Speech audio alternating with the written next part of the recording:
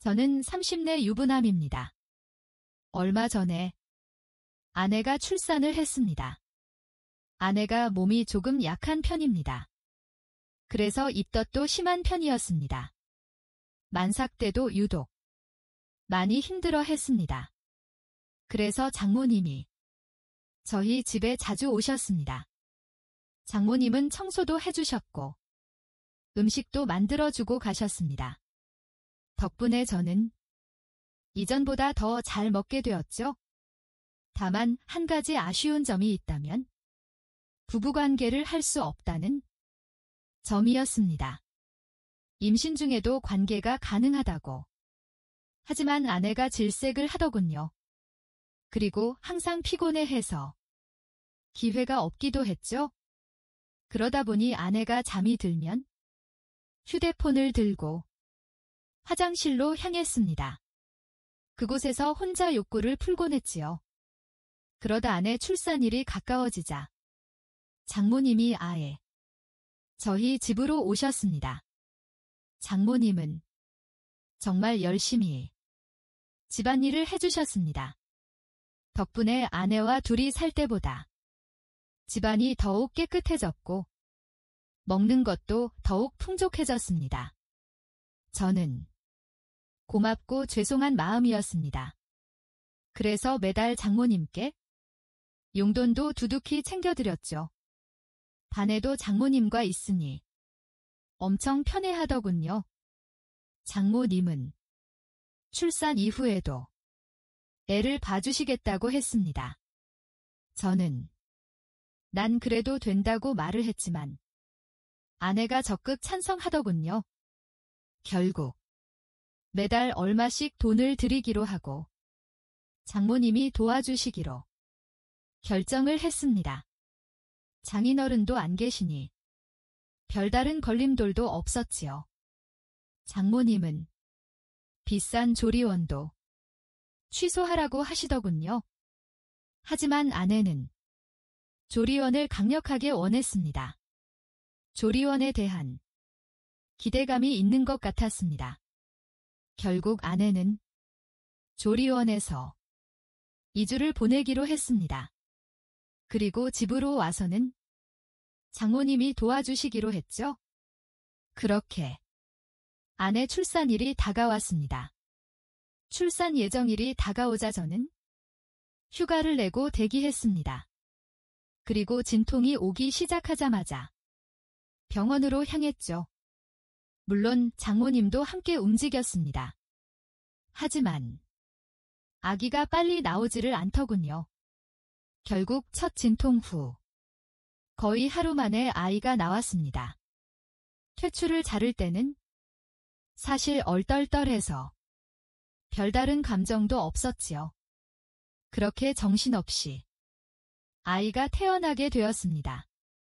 아내는 병원에서 며칠 입원을 하게 되었고 장모님께서 옆에 있어 주시겠다고 하더군요. 저는 다음 날 출근을 해야 되어서 집으로 돌아왔습니다. 혼자 집안에 있으니 뭔가 많이 허전한 느낌이었죠. 한편으로는 오랜만에 혼자 있는 자유시간이기도 했죠. 첫날엔 아기와 아내가 계속 신경이 쓰였죠. 하지만 아내와 아기는 건강한 상태였습니다. 그러자 둘째 날에는 혼자 집에 있는 게 심심하더군요. 그래서 컴퓨터에 숨겨놓은 동영상들을 열었습니다. 아무도 없으니 눈치 안 보고 영상을 마음껏 즐겼죠. 몇 달 동안 참아왔던 욕구를 마음껏 분출하고 잠이 들었죠. 아내는 병원을 나와 조리원으로 옮기게 되었습니다. 그런데 조리원에서는 면회가 제한적이었습니다. 가족이라도 함께 자는 것도 안 되더군요. 산모의 안정을 위해서라는데 이해할 수 없었죠. 그래도 방침이 그렇다고 하니 어쩔 수 없었습니다. 그래서 장모님과 함께 집으로 오게 되었습니다. 장모님은 집에 오자마자 제 저녁을 차리시더군요. 덕분에 며칠 만에 제대로 된 식사를 할 수 있었습니다. 식사 후에는 장모님이 빨래와 청소를 하셨지요.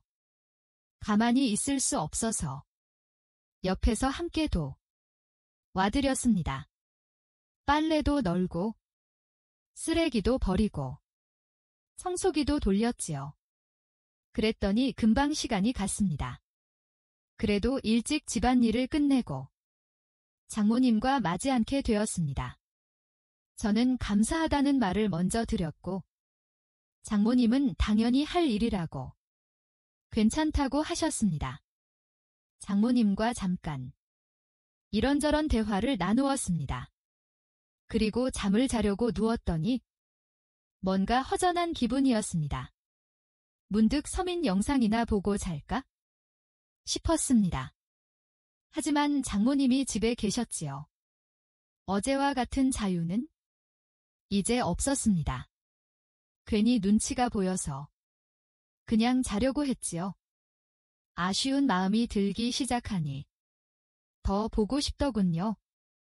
그래서 어쩔까 고민을 하다가 한 번만 보고 자자 싶었죠. 그래서 조용히 일어나 분위기를 살폈습니다. 다행히 장모님은 주무시는 것 같았습니다. 그래서 컴퓨터가 있는 방으로 조용히 향했습니다. 저는 조용히 컴퓨터를 켜고 동영상을 찾았습니다. 소리가 날까봐 이어폰도 끼고 영상을 보기 시작했습니다. 긁히지 않을까 하는 불안감도 있었습니다. 그래서인지 이상하게 더 스릴이 있었지요. 그래서 영상을 보면서 조용히 휴지도 챙겼습니다. 영상은 뻔한 내용이지만 볼 때마다 상상력을 자극했습니다. 몰래 봐서 그런지 그날따라 더욱 집중해서 영상을 보게 되었죠. 조용히 영상에 집중을 하면서 티슈를 챙겼죠. 그런데 클라이막스에 이르렀을 때 인기척이 느껴졌습니다. 장모님이 문을 조용히 열어보신 것이었죠. 그때 마침 저는 마지막 과정을 하는 중이었습니다. 그리고 그 모습을 그대로 장모님께 보여버렸죠. 장모님도 그 모습을 보시고는 순간 기명을 치르셨습니다. 저는 황급히 바지를 올리며 몸을 숨겼습니다. 하지만 이미 모든 걸 보여버린 이유였죠. 그 순간에는 식은 땀이 흐르더군요. 설마 장모님이 다시 일어나실 줄은 몰랐죠. 문을 잠그지 않은 것도 후회가 되었습니다. 앞으로 장모님을 어떻게 봐야 하나 싶었죠. 다음 날 아침에 일찍 일어나 몰래 출근을 할 생각이었습니다. 그런데 장모님이 이미 일어나 계시더군요. 그리고 제게 잠깐 기다리라시며 식사를 차려주셨습니다. 장모님도 제 눈을 똑바로 못 보시더군요. 정신없이 후다닥 밥을 먹고는 출근을 했습니다. 정말 머릿속이 하얗게 변하더군요. 하지만 장모님을 피할 수는 없었죠. 퇴근하고 조리원에서 아리와 아내를 보았습니다. 그리고 장모님을 모시고 집으로 오게 되었죠. 차 안에서 어떤 말도 꺼낼 수 없었는데 장모님이 먼저 말을 꺼내셨습니다. 어제는 너무 놀라서 미안하다는 말을 못했다고 하셨지요. 저는 오히려 제가 죄송하다고 말을 했습니다. 그러자 장모님은 남자가 그럴 수도 있다고 하셨죠. 그러면서 아내와 자주 관계를 하는지 모르시더군요. 저는 솔직히 아내가 저를 거부한 지 제법 되었다고 했습니다. 장모님은 여자가 임신하면 크게 쉬울 수 있다며 이해를 좀 해주라고 하셨습니다. 조금 전까지는 어떻게 장모님을 봐야 하나 싶었는데 한번 이야기를 시작하니 수술말이 나오더군요. 은밀한 이야기까지 모두 장모님께 털어놓기 시작했습니다. 그리고 집으로 돌아왔을 때 장모님께서 먼저 술을 꺼내시더군요. 한잔하면서 이야기를 하자고 하셨지요. 장모님은 저의 욕구불만을 이해해 주셨습니다.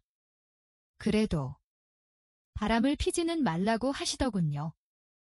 아내도 몸을 회복하면 관계를 거부하지 않을 거라고 하셨지요. 혹시나 계속 관계를 거부하면 어쩌냐고 말씀드렸더니 요즘은 상담센터도 잘 되어 있으니 상담도 받아보라고 하셨습니다. 리스가 된 부부들이 상담을 많이 받는다고 하시더군요. 참기 힘들면 지금처럼 영상 보면서 풀라고 하시더군요. 원하면 잠깐 자리를 키워주시겠다고도 하셨습니다. 하지만 저는 괜찮다고 말씀드리고는 술을 마셨습니다. 허락을 받았다고 해서 장모님이 있는데 쉽게 할 수 있는 일은 아니었으니까요. 오히려 장모님이 알고 있다 생각하니 더 부끄럽더군요. 담담하게 상담을 받듯 대화를 나눴지만 사실 속으로는 엄청 쑥스러웠습니다. 그리고 어제 봤던 영상들이 자꾸 떠올랐죠? 자연스럽게 장모님과 영상에서 봤던 배우가 겹쳐졌죠. 장모님도 혼자가 되시고 오래 직장 생활을 하신 분입니다. 나이에 뒤에 관리를 잘하신 분이었죠. 그래도 영상과 현실은 달랐습니다. 그저 제 마음을 이해해 주신 것만으로도 감사했습니다. 어제의 난감함을 잊고 기분 좋게 술을 마셨습니다. 장모님도 이 이야기를 꺼내기까지 긴장을 많이 하셨더군요. 어제의 일은 장모님 본인의 실수라고 생각하셨지요. 그래서 이야기를 꺼내기 위해 술까지 꺼낸 것이었죠. 다행히 이야기가 잘 풀리면서 긴장이 풀어졌습니다. 술을 제법 많이 마셨는지 취기가 많이 들었습니다. 장모님도 자리에서 몸을 제대로 가누지 못하고 있었지요. 술을 오랜만에 마셔서 그런지 조절을 못하신 것이죠. 장모님이 비틀거리며 몇 번이나 쓰러질 뻔 하셨습니다. 저는 장모님을 화장실까지 부축해 드렸습니다. 하지만 화장실에서도 몸을 못 가누시더군요. 하위를 제대로 내리지 못한 상태로 경기에 앉으셨죠. 하지만 그대로 다시 옆으로 고꾸라지시더군요. 저는 장모님을 부축해서 변기에 앉혀드리고 옷도 제대로 내려드렸습니다. 민망한 모습을 모두 눈으로 보게 되었지요. 하지만 장모님은 이미 정신이 없으신지 그대로 소변을 보셨습니다. 덕분에 제 손과 옷이 소변에 젖어버렸죠. 장모님도 이미 옷이 다 젖어버렸지요. 그렇다고 혼자 수습을 하실 상황도 아니었지요. 어쩔 수 없이 젖은 옷을 가리켜 드려야 했지요. 수건으로 대충 닦아드리고 방으로 모시고 갔습니다. 그리고 방에 눕혀드리고 또 갈아입혀 드렸습니다. 장모님은 거의 기절하듯 잠이 드셨습니다.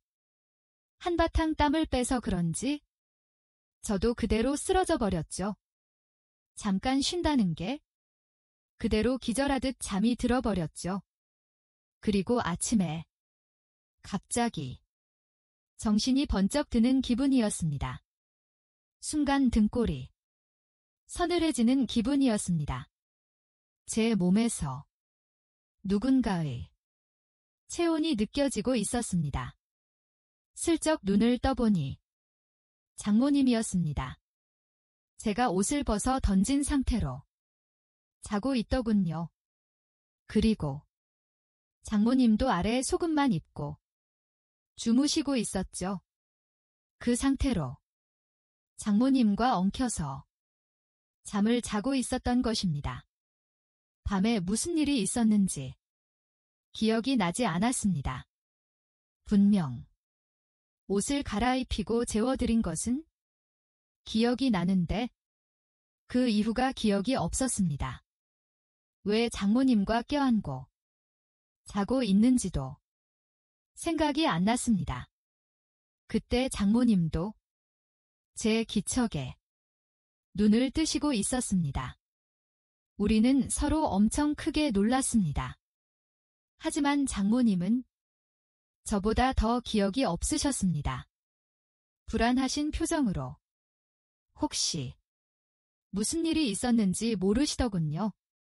저는 아무 일도 없었던 것 같다고만 말씀드렸습니다. 장모님은 조용히 당신의 몸도 확인을 하시는 것 같았습니다. 하지만 사실은 저도 확신이 없었습니다. 제가 왜 옷을 벗고 잠이 들었는지 이해가 되지 않았죠? 잠시 후 장모님도 옷을 갈아입으시고는 나오셨습니다. 그리고 장모님은 화장실에서 샤워를 하시고 귀청리도 하시는 것 같았습니다. 저도 안방 화장실에서 샤워를 했습니다. 손에서는 여전히 소변 냄새가 나는 것 같았습니다. 서둘러 샤워를 하고 옷을 갈아입었습니다. 장모님은 어제 술을 마시고 실수한 것 같다고만 하셨습니다. 화장실에서 어제의 흔적을 보신 것 같았습니다. 우리 둘 다 술이 너무 취했었다고 결론을 내렸습니다. 어제의 일에 대해서는 서로 그렇게 정리를 했지요. 하지만 여전히 미묘한 어색함은 남아 있습니다. 그리고 다음 날 밤에 몰래 동영상을 열어보았습니다. 장모님이 집에 계신데도 컴퓨터방에서 영상을 보았죠. 장모님이 주무시는지는 알 수 없었습니다. 왠지 문을 잠그고 싶지도 않더군요.